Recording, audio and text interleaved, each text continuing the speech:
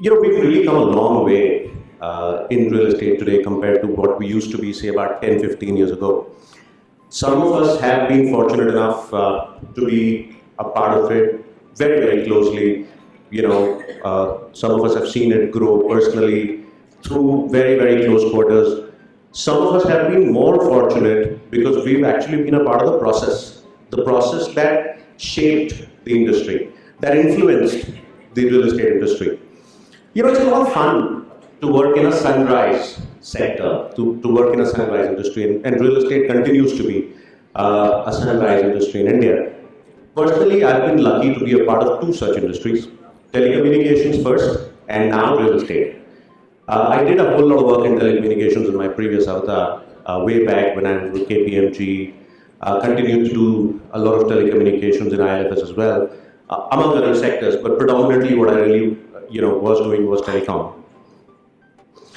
So I still remember one particular mandate where one of the large telecom companies had given us a mandate to assess the losses that they incurred on account of delays in obtaining permissions and approvals. Now, permissions and approvals, I'm sure everybody in this room would have heard a lot because that's true for real estate as well. So even in telecom, typically the way the telecom industry works is you put together a network. Network is really a lot of telecom towers, BTSs, BSCs, MSCs, and so forth. I'm sure everybody has seen the rooftop towers, the grounded towers, and so forth. You needed, and you continue to need, a lot of permissions to set up those towers. Typically, at that time, there were about 17 government bodies that would have to give you permission before you actually can put up a tower. And all the telecom companies were facing a huge issue at that point in time. So, really, one of the telecom companies came up to us at KPMG and said, if you could find out what losses are we incurring because we're not able to put up this telecom network on time, maybe we can convince the government on a variety of things.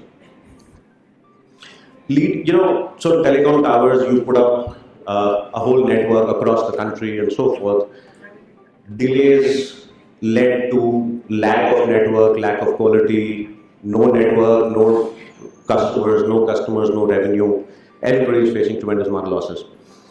That is when we carried out a study where we assessed that there is a significant amount of loss that the industry is facing, and we represented, leading with that study, to TII, to Cellular Operators Association of India, variety of other bodies, to be able to figure out that this is a sector which could potentially grow tremendously, but there is something called a fixed license fee at that point in time. I'm sure none of you guys would know, but before the license fee regime became a variable license fee for telecom as a percentage of revenue, there used to be a fixed amount that telecom companies had to pay. With that study, we were able to bring about a change from a fixed license fee regime to a variable license fee regime in telecommunications. And I thought that was something which, I still recall that it was such a proud moment. Very, very small, insignificant sort of a contribution in the larger scheme of things, but very proud. That is the beauty of working in a sunrise industry. It's so gratifying. It allows you to be a part of that process. The process that would influence it, that would shape it, to look like what it looks like today. And I think that is something which could be very, very, a very gratifying experience, and that's why real estate is such a great place to be in. So when I was looking to get into real estate industry, apart from speaking to Sunil, I also did a bit of a recce around the world on what's happening and what this industry is about. And that's when I figured that, real estate is really the largest industry across the world, particularly in the type of work that I was doing. So M&A, private equity, investment banking really was the things that I was doing. So for instance, in America, in the calendar year 2005, 2006 was when I got into it. In calendar year 2005, there were about $1 trillion worth of M&A and private equity that happened. The value of those M&As. And those were the times when we were talking about Times, AOL, the $100 billion type mergers, the mega mergers, and so forth. Can anybody here guess what percentage of this $1 trillion was real estate? I've made people guess this before, and invariably everybody's been wrong. So let me just think about it for a minute. Almost 47% of $1 trillion worth of M&A private equity was real estate alone.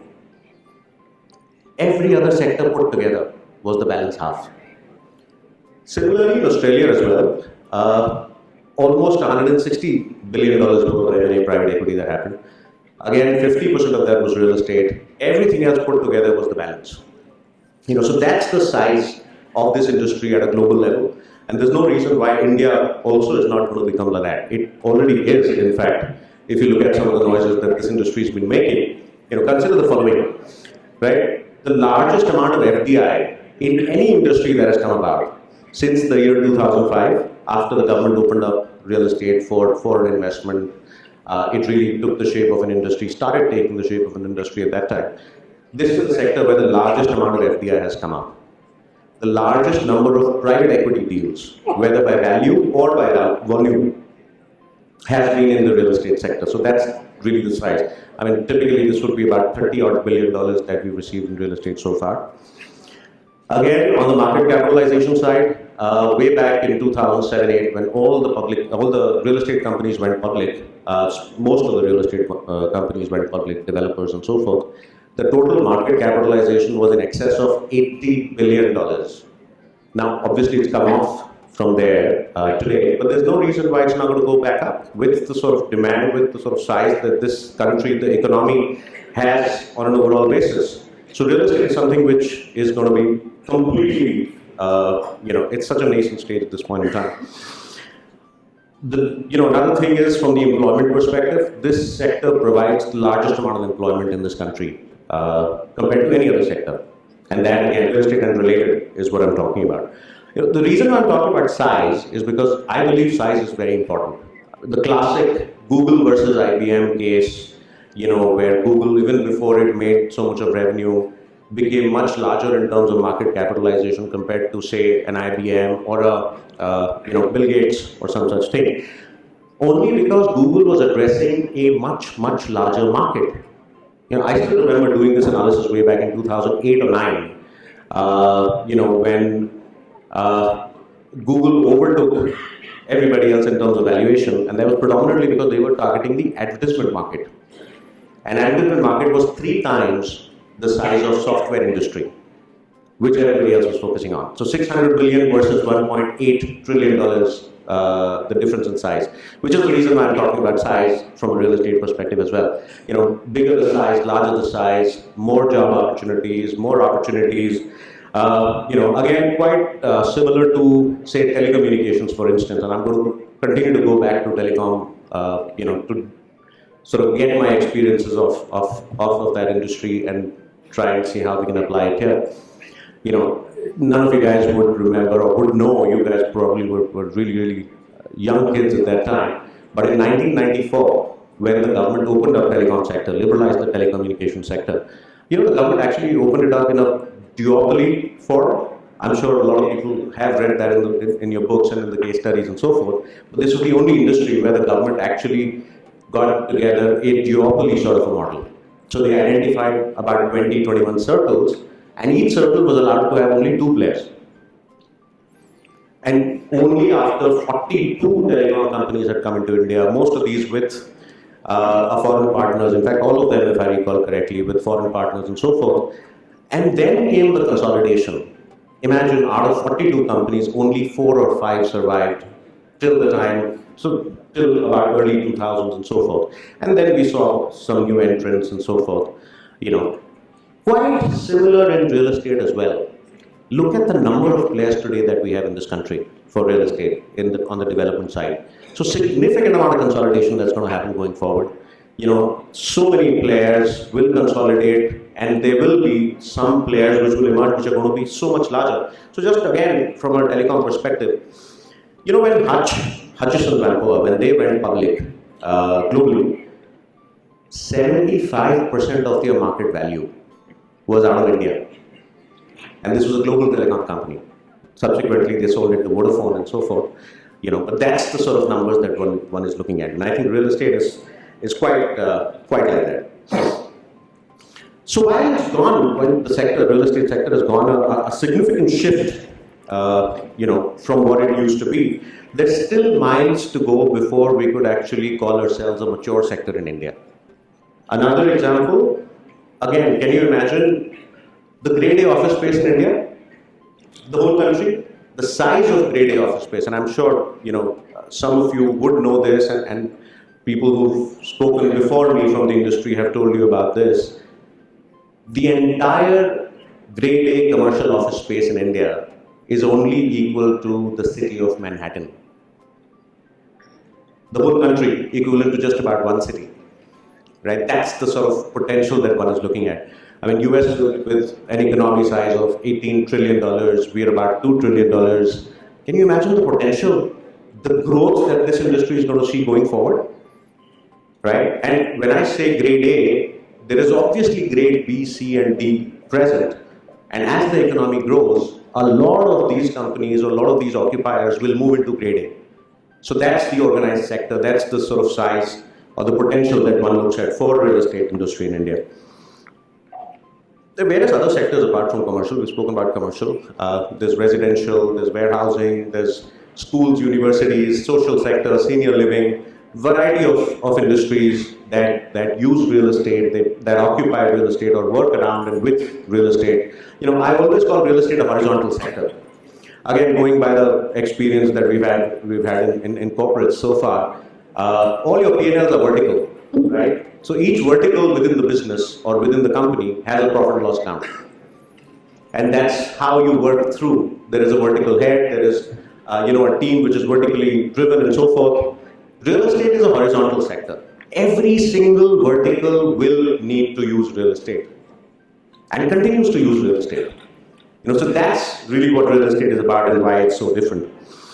So tremendous amount of potential. In order to get there though, we will need a lot of talent and something that's in the serious short supply right now in this country. And I think, this is where everybody in this room comes into play. Let me also talk about a little bit of story. I've told this story, true story, to a lot of my friends, and I'm sure some of, maybe Sachin and Sunil would be aware of it. There's a close friend of mine who got into real estate very, very early in life. I'm talking 96, 97.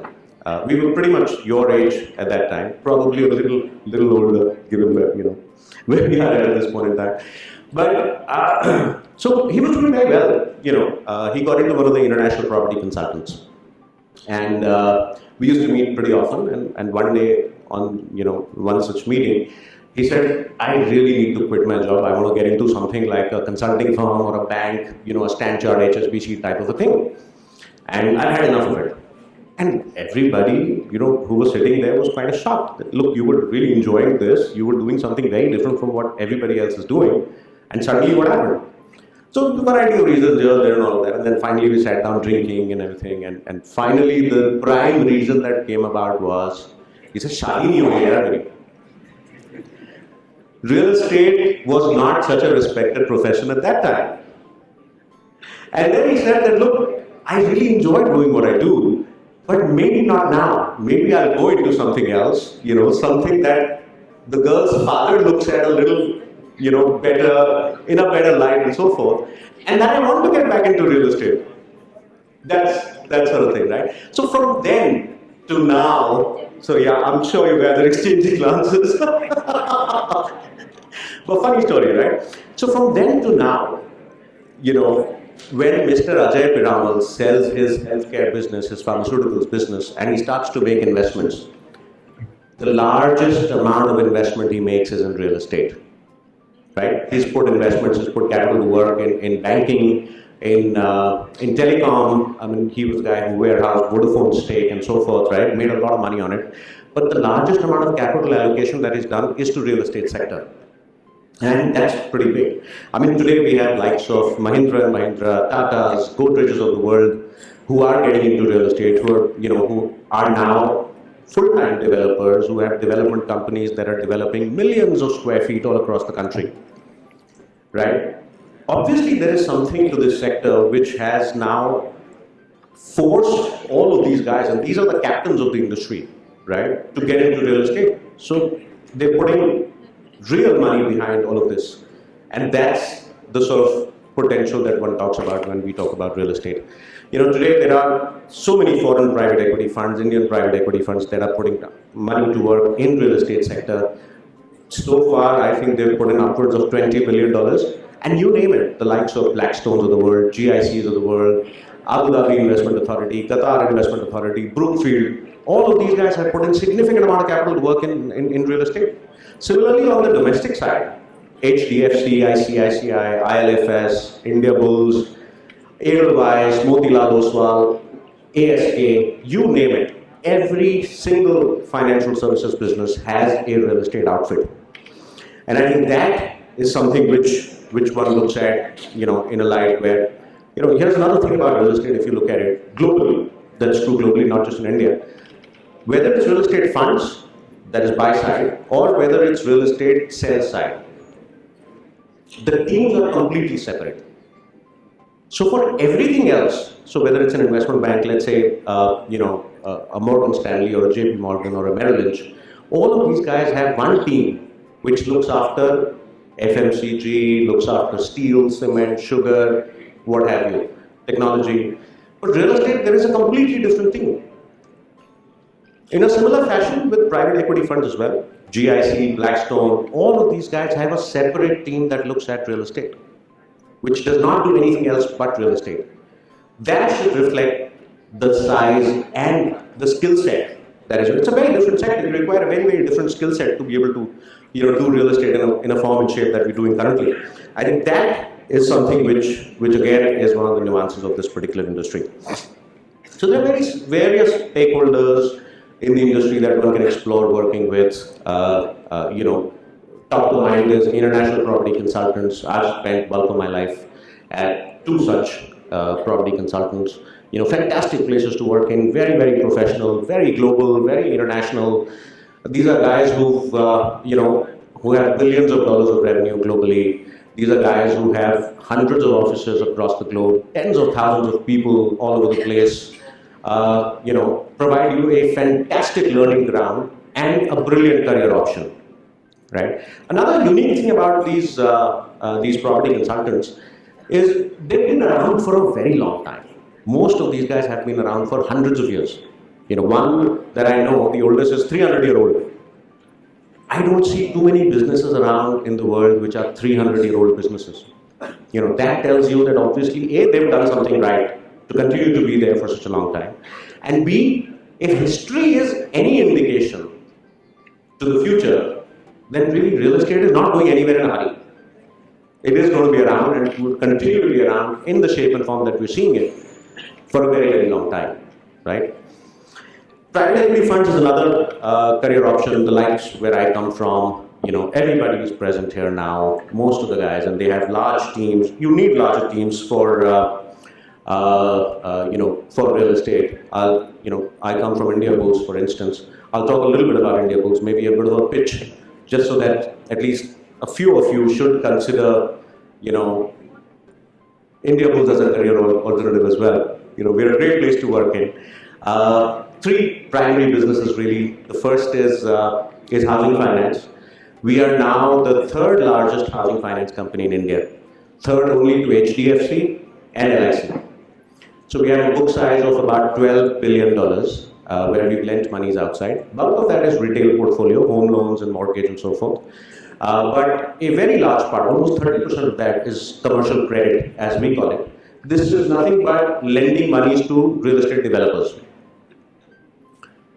Zero MBAs, fantastic book size. We've been around in this business for a while and so forth. So great place to work in from an Indiabulls housing finance perspective. The second business that we're in is real estate development per se. Some of you who would be, who would have been Bombay or are from Mumbai would know the Indiabulls Financial Center and One Indiabulls and so forth. These are fantastic buildings. As we speak, about 30 million square feet under development across the country. So we are among the top 10, top 15 developers in the country. Third part of the business is the broking side, the distribution services. Over time, we've now become the largest residential brokers in India. Sold about 6,000 apartments over the last 2 years. a PAT of 100 crore plus and so forth. And all of these companies are listed companies. So, an entire ecosystem around real estate, knowing how to lend money to the business, to real estate, how to collect that as well, knowing how to build real estate yourself and therefore understanding the mindset of developers and knowing how to sell it. Right? So the entire ecosystem, very, very unique in the country from a positioning perspective. So private equity funds is another career alternative that one could look at. Again, huge learning, very, very gratifying. You're putting your money where your mouth is and so forth. So, a great place to work in. Developers, another alternative, as we've already talked about, most of the corporates now are being initiated into real estate, into development and so forth. Fantastic places to work in. I have friends who work with some of these developers and so forth, and really, really a fantastic career option from a real estate perspective as well. What else is remaining? There are ancillary sectors as well. So as I was mentioning, education, healthcare, all of these are real estate or use real estate in a very big way, and therefore predominantly are driving the businesses as we go. Corporates is another alternative. Multinational corporates, multi-locational, let me say, not just multinational. Any corporate that is a multi-locational corporate. So whether on a banking side, if it's Deutsche, HSBC, Standard Chartered, Citibank or so, IT, Accenture, IBM, Google, SAP, Wipro, Infosys, all of these, if they're multi-locational, they will need to have a dedicated real estate team. And these are very large teams. Some of them run as a profit center within the organization, and therefore great learning places, great working places as well. I'd also urge you all to also look at entrepreneurial alternatives. As Mr. Anand Mahindra very, very vocally puts it, very eloquently, says the age of entrepreneurship is upon us, right? Today, capital is absolutely no issue whatsoever. We all know that, right? We read newspapers and we see angel funding, venture capital funding, private equity funding, IPOs, all kinds of things. In fact, the joke that goes around these days is if you're more than 30-year-old, you will not get your angel funding. Because post 30, you start evaluating risks more than the growth or the drivers for that growth in that particular business, right? I've been very closely associated with the angel funding industry as well, and I think this is a fantastic forum to talk about angel funding. I think you guys should seriously consider, starting up your own ventures and so forth. All of us, I think, are looking at you guys, the young minds, the bright minds in our country to go out and start up your own ventures. I personally hope they would be real estate related and so forth. And hey, there's money up for the taking. I've seen business models which have raised money like this. I mean, look at housing.com, look at Square Yards, look at proptiger.com. There are multitude of businesses that have raised angel funding. And not just .coms, by the way. In the business that I'm in, I've seen a lot of non.coms going out and raising money. Right from angel to Series A to Series B and then finally private equity. There are some businesses which are very, very large. And you guys do a whole lot of technical sort of work. So there was one business that I came across which basically was, it was a patented technology, but they said that if you use that technology, you could actually reduce your energy consumption through HVAC by 15%. And that business got a Series C funding, just a couple of weeks ago. So very, very vibrant ecosystem that exists in this country today, from a capital perspective. I think that is something which one should look at very, very seriously. Another thing which I think is very conducive today when we look at the real estate scenario towards this particular sector is the government. Unlike the previous governments, I'm talking plural, this is such a conducive environment. The government has provided us with such a conducive environment towards real estate. So many initiatives, whether it's developing smart cities, whether it's the Land Acquisition Act, whether it's the Real Estate Regulation Act, variety of these things, REITs, InvITs, all of these things have been now pretty much, in play. Most of these have become realities, and a lot of businesses could be built around some of these initiatives that the government is talking about. Affordable housing is another thing that this government is very, very pro and very, very, they're pursuing this with a big agenda. And I think tremendous amount of business models that one can put together, that one can look at. And the funny thing until now, and this is one of the unique outfits that I've come across, and credit all to Sachin and Sunil, this is really the only school that I know of which does real estate. Until now, there is no qualification at all. And in his previous avatar, Sachin and I have discussed, and we've sort of, we've really laughed about it. We couldn't be called professionals. Typically, there is a professional body that governs your conduct as a professional. So if it's a chartered accountant, there is an Institute of Chartered Accountants of India which governs the conduct of a professional operating in that particular space.